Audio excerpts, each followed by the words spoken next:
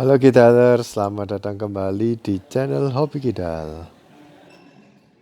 Di video kali ini masih sama Grace pasangan sama Kosa. Yang di video sebelumnya aku perkenalkan Grace ya sebagai anak baru yang baru pertama kali main di grup ini. Sedangkan aku partneran sama Rudy sekarang.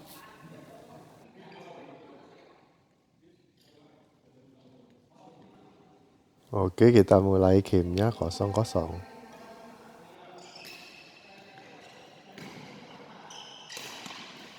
Kosa ini suka kayak Kevin ya, meskipun bola out tapi punya gaya seperti mau ngambil.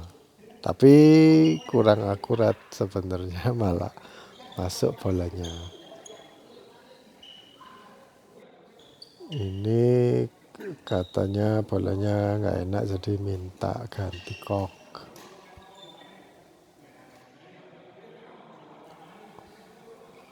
Oke, 1-0. Rudy masih serve. Rudy ini juga pemain otodidak ya, jadi kalau kita lihat gerakan-gerakannya pasti nggak kayak pemain badminton pada umumnya.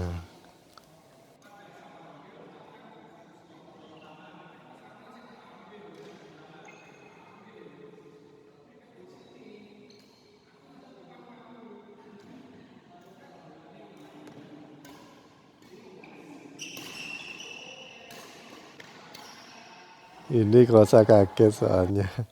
Grace nyemes tapi nyangkut di net terus kan berhenti di mukanya Kosa. Untung nggak kena kepalanya Kosa.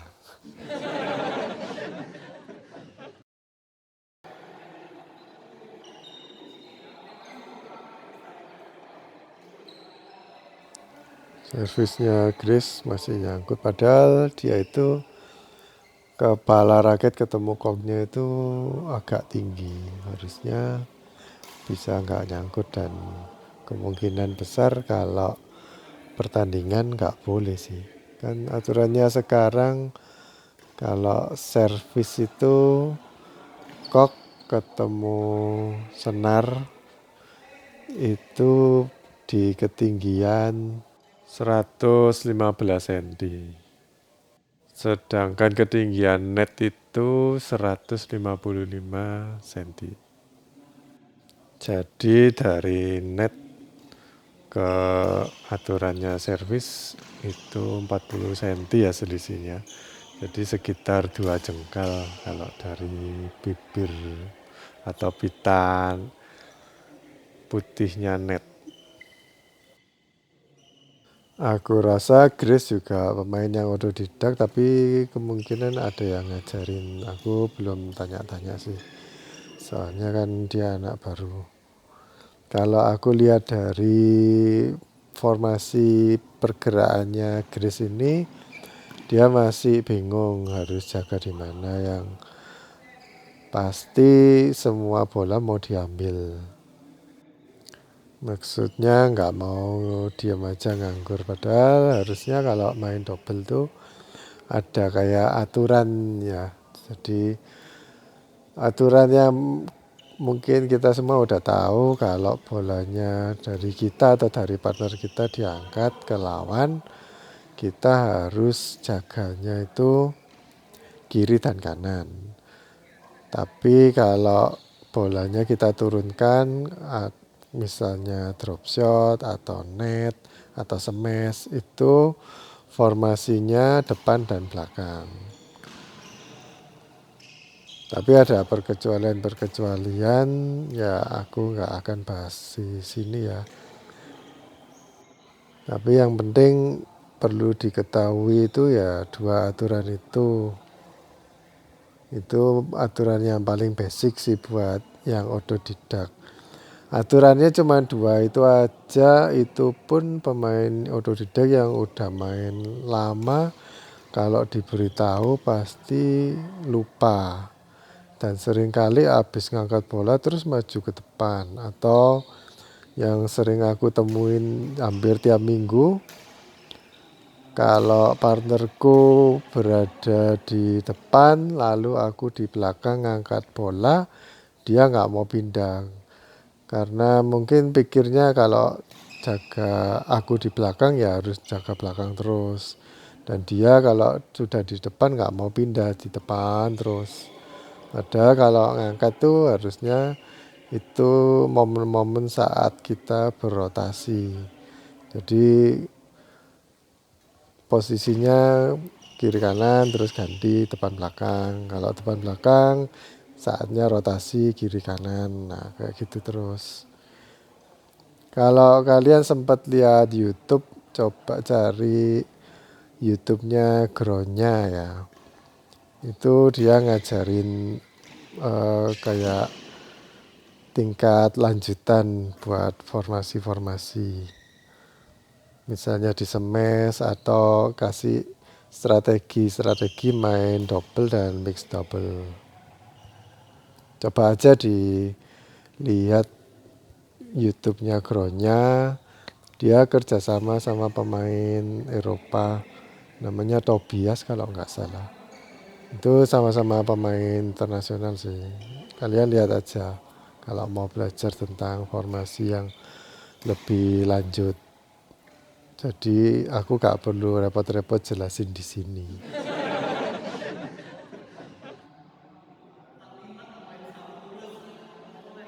Rudy ini tipe mainnya itu penyerang. Jadi belum-belum raketnya udah diangkat kayak mau nyerang. Padahal Kosa nettingnya tipis. Kalau mungkin pemain otodidak yang suka servis nanggung, kalau ketemu Rudy biasanya langsung mati. Tapi kalau pemain yang lebih ahli, ya malah mati sendiri Rudy.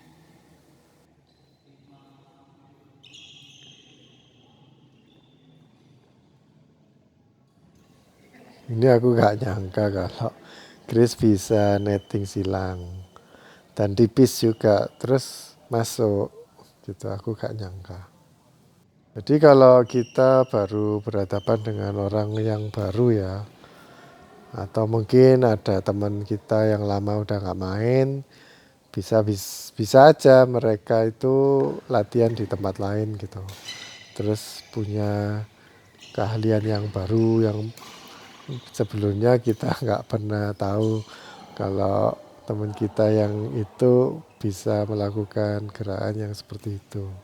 Nah, seperti juga dengan Grace ini kan aku juga baru pertama kali ketemu, terus kita harus belajar juga kira-kira pukulan apa yang lawan kita itu bisa lakukan dengan baik dan pukulan apa yang nggak bisa dilakukan dengan baik. Jadi kalau kita udah tahu kelemahan dan kelebihannya, penempatan bolanya kita atur supaya kita mendapatkan banyak poin.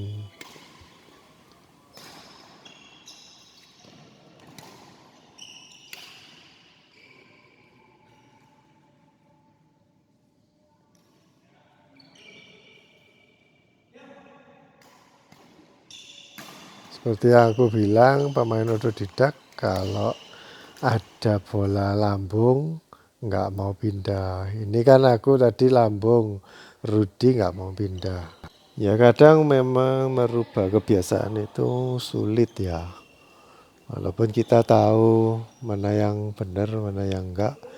Tapi kalau udah kebiasaan itu berubahnya itu sulit. Kecuali kamu dilatih itu terus sampai kebiasaan lamamu hilang.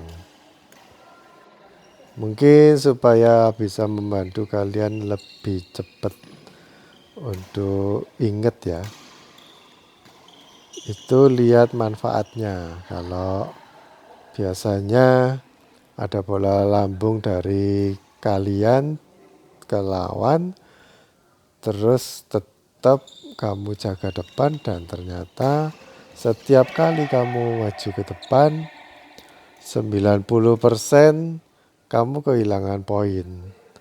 berarti cara seperti itu nggak bagus gitu. Kamu mending dapat poin atau mending nggak dapat poin, itu aja. Mungkin secara psikologis kamu harus mikir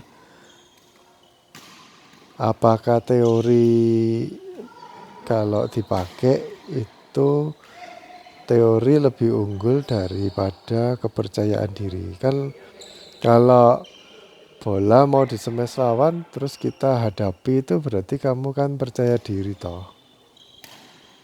Padahal aturannya kamu harus berlindung atau bertahan. Jadi posisinya itu defend. Tapi kalau nantangin lawan ya berarti kamu terlalu percaya diri gitu.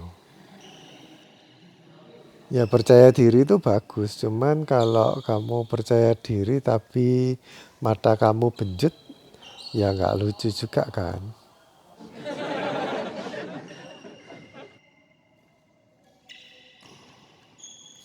Grace sama Kosa ngincer ke Rudy terus. Dan Rudy cukup rajin sih untuk ngambil-ngambil bola. Tadi waktu aku search sama Grace kan di net silang, ini dia lagi coba. Tapi aku udah ngerti dia bisa net silang tipis, makanya aku udah siap. Nah, hal-hal seperti itu kalian harus cepat belajarnya ya. Kan kalau game ini setiap game itu rata-rata 30 menit lah. Jadi dalam waktu 30 menit itu kalian harus mempelajari apa aja kelebihan dan kekurangan lawan. Supaya kalau kalian belajarnya nggak cepet ya berarti kalah. Karena cuman punya waktu 30 menit untuk mempelajari trik-triknya lawan.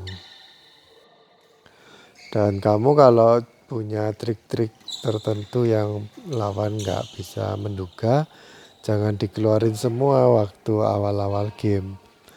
Itu disimpan dulu buat kalau kalian udah poinnya kepepet atau kepingin cepat menang itu baru dikeluarin.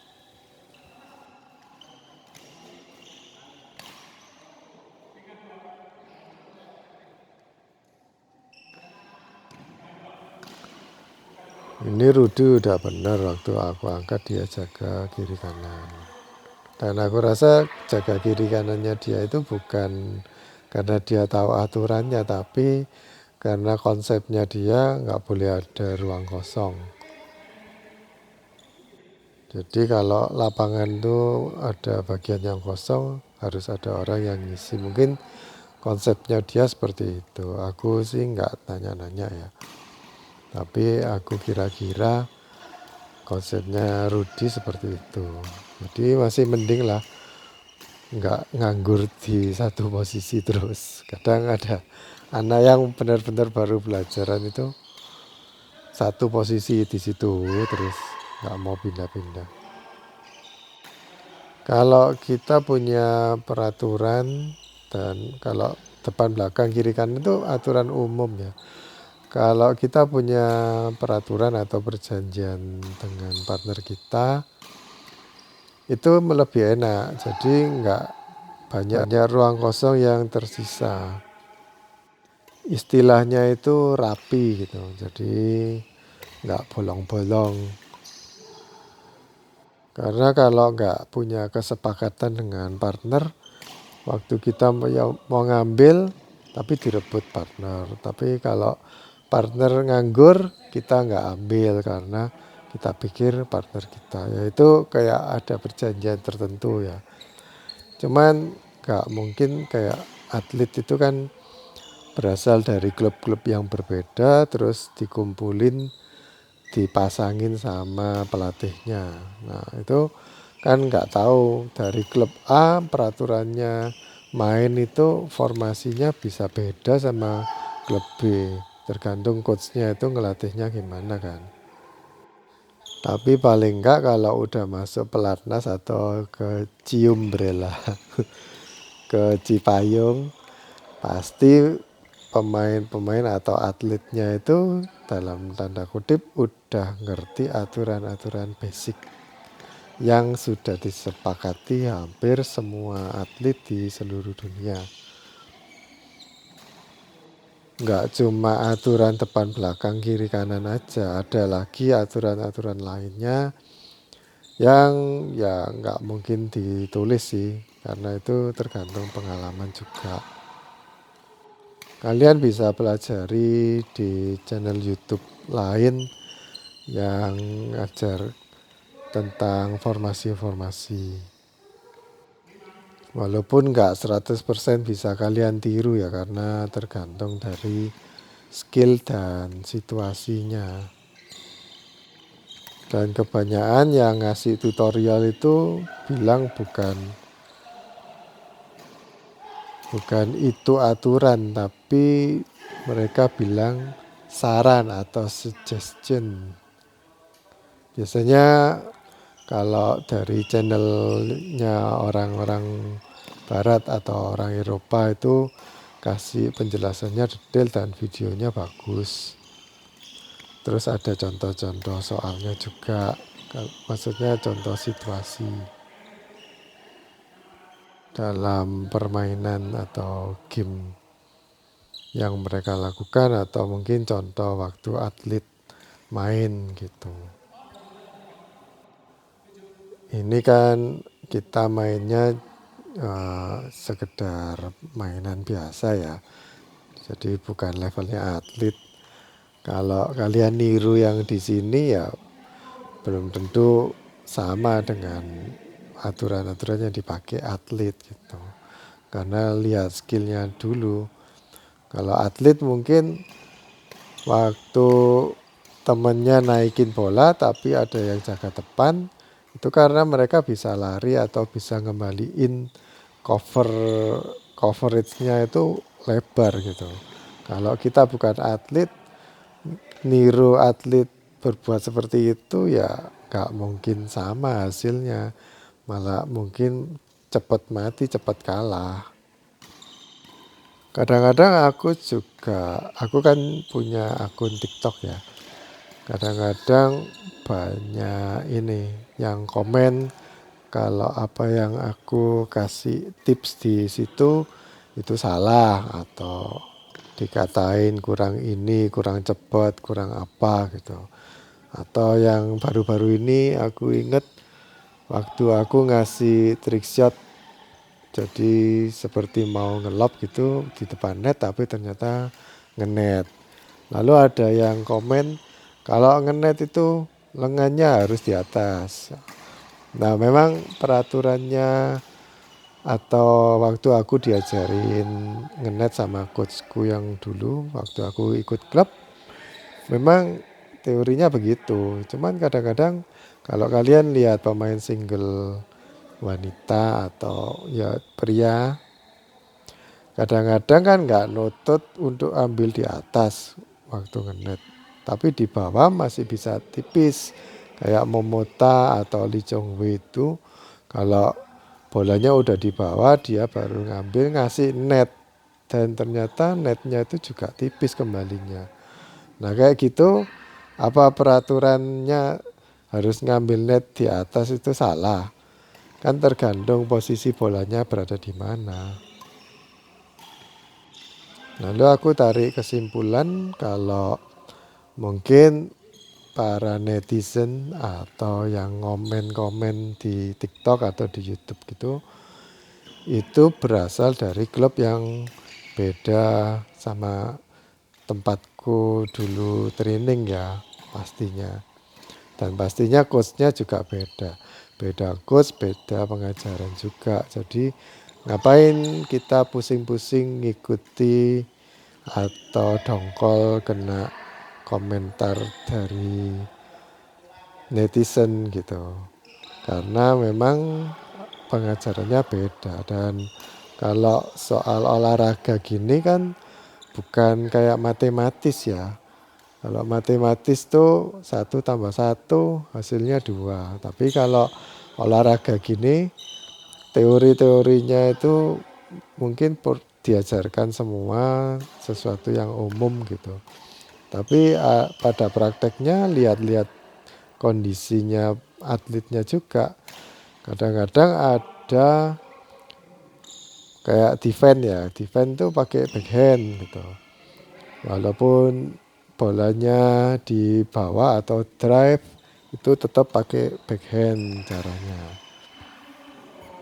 Tapi nggak berlaku kalau pemainnya tinggi, kayak yang pemain Rusia yang cowok itu, aku lupa namanya. Itu kan tinggi, biasanya kalau defense itu bukannya menunduk tapi malah jongkok dia. Mengembalikan smashnya itu pakai forehand dengan jongkok, bukan pakai backhand.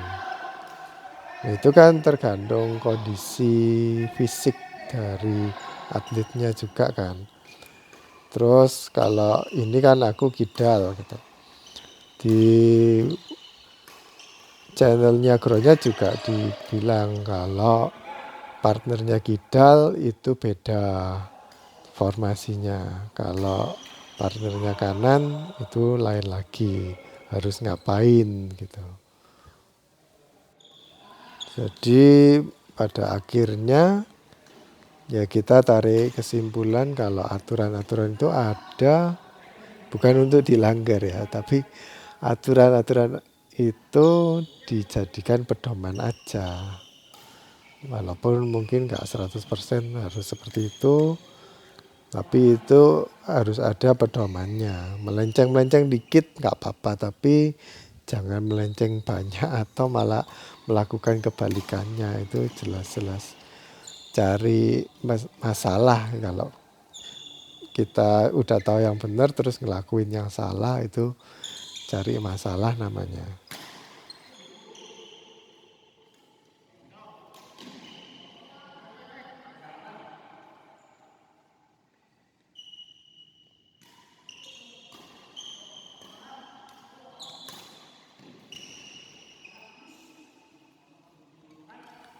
Aku kalau sama Rudi ini masih nggak masalah sih, karena ya dia otodidak, aku masih bisa memahami gitu. Terus aku masih bisa kerjasama, rotasinya itu masih enak. Yang nggak enak itu kalau partneran sama anak yang nggak seberapa bisa main, tapi dia ingin ngambil bola terus, dikejar terus, tapi mati-mati terus. Jadi kita main itu kayak apa ya, kayak dibuat pajangan gitu aja. Jadi cuma ditaruh untuk barengin dia main. Kalau kita ya kayak kasarannya itu kita disuruh jaga satu titik, terus mereka yang main gitu. Dia yang main terus, semua bola diambil. Dia bisa kemana-mana, 3 titik itu diambil semua. Tapi kembalinya juga nggak karuan, nanggung-nanggung dan akhirnya kita kalah gitu.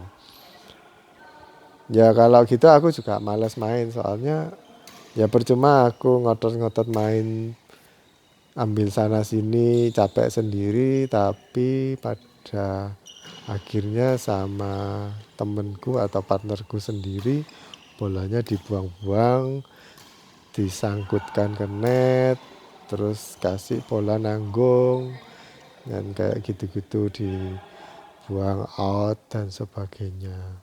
Percuma kalau kita main sudah capek tapi sama partner kita dirusak sendiri. Kadang kayak misalnya partnerku suka nyerobot di depan ya, jadi suka lompat-lompat di tengah untuk nyemes-nyemes, padahal bolanya sama lawan tuh dikasih kiri kanan gitu aja. Lah kan yang pemain belakangnya jadi kerepotan untuk lari kiri kanan gitu.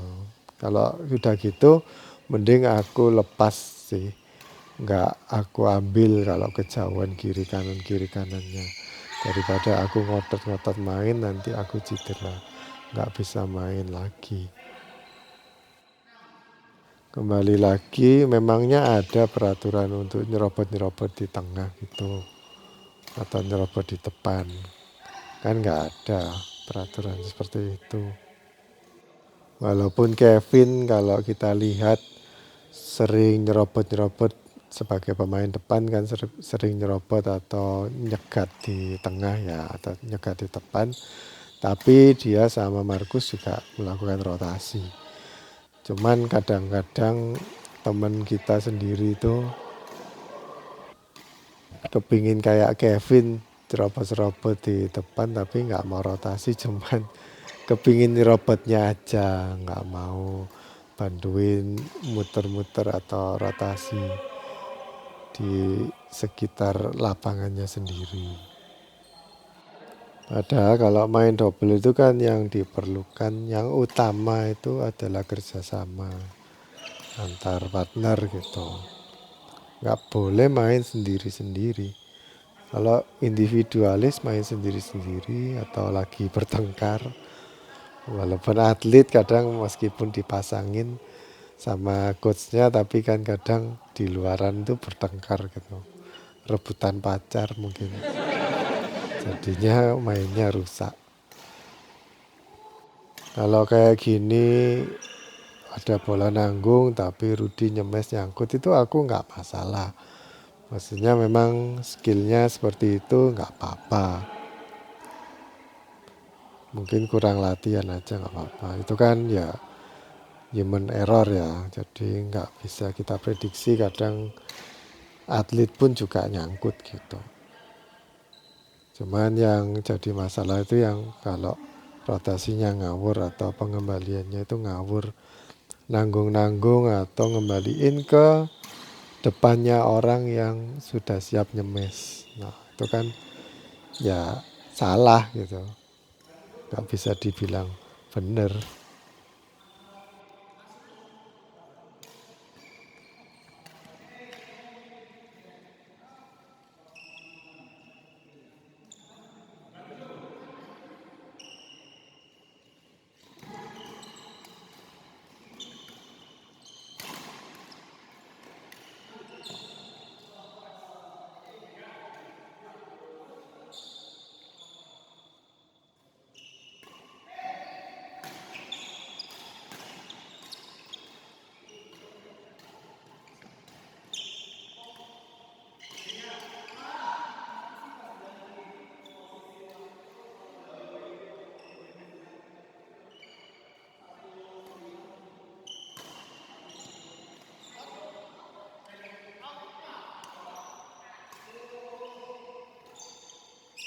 Ini aku salah terlalu ke tengah, kurang kiri.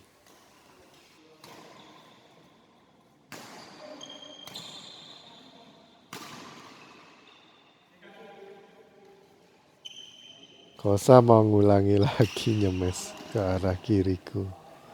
Tapi nyangkut atau kena frame raketnya.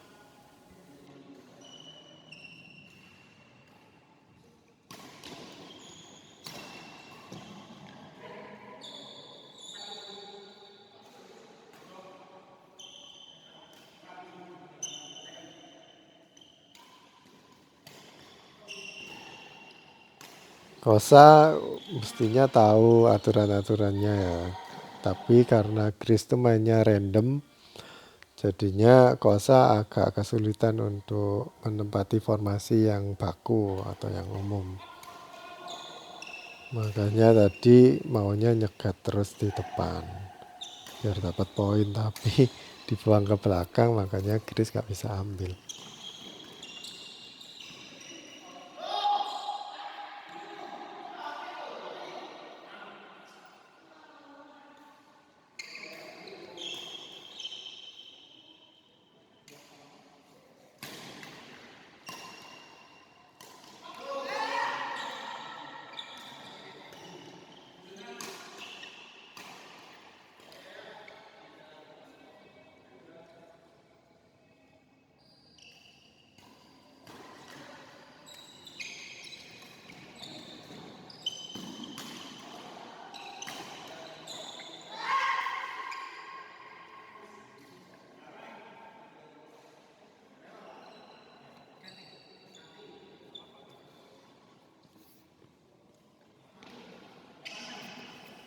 Kosa kalau mau nyemes sudah gak akurat lagi sampai ke lapangan sebelah.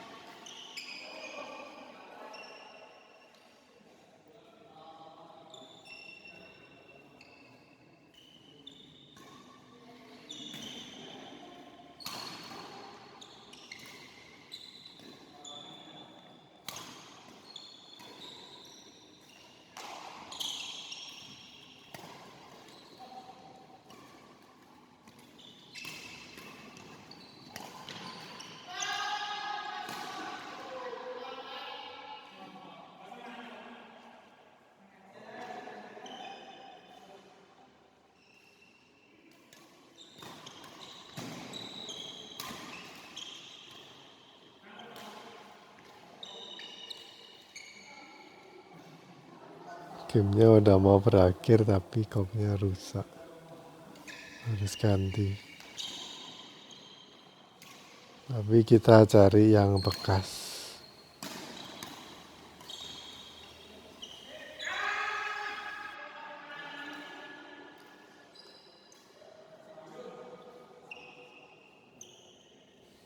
Kayaknya Chris kalau return serve selalu kasih silang.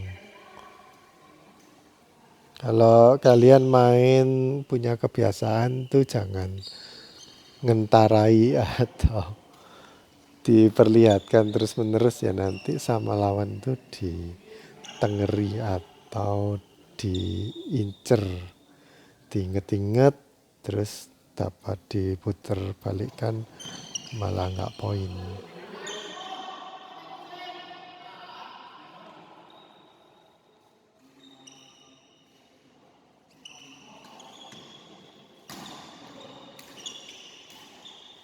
Rudy kurang tenang, kepingin nyerang terus.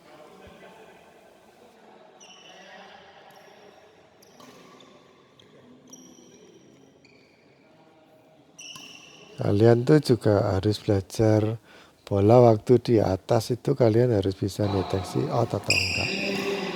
Nah, di sini kan Rudy nggak tahu kalau itu out atau enggak. Aku udah tahu, terus aku bilangin Rudy. Terus Kosa protes kok aku bilangin lah. Lah ya memang partnerku ya aku bilangin lah. Nah kalau yang ngomong in atau out itu lawan itu bisa aja nipu sih. Kita nggak harus percaya sama mereka. Cuman kalau waktu pertandingan tuh nggak boleh. Kalau aturannya BWF itu nggak boleh kita bilang in atau out ke lawan. Setauku sih gitu, nggak tahu kalau ada peraturan yang berubah. Ya kalau salah ya tolong dibenarkan.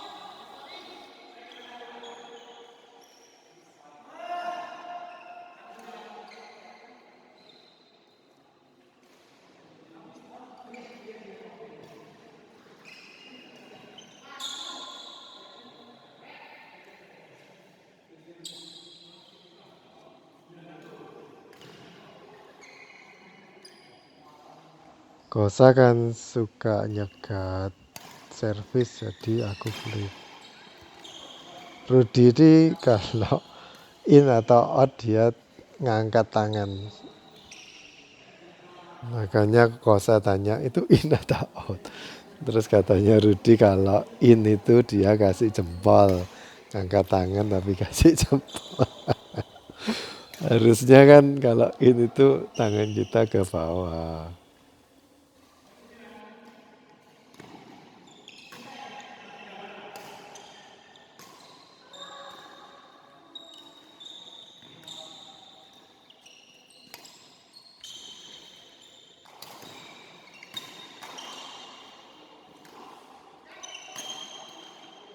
Ini kayaknya poin-poin akhir sih. Jadi agak intens mainnya.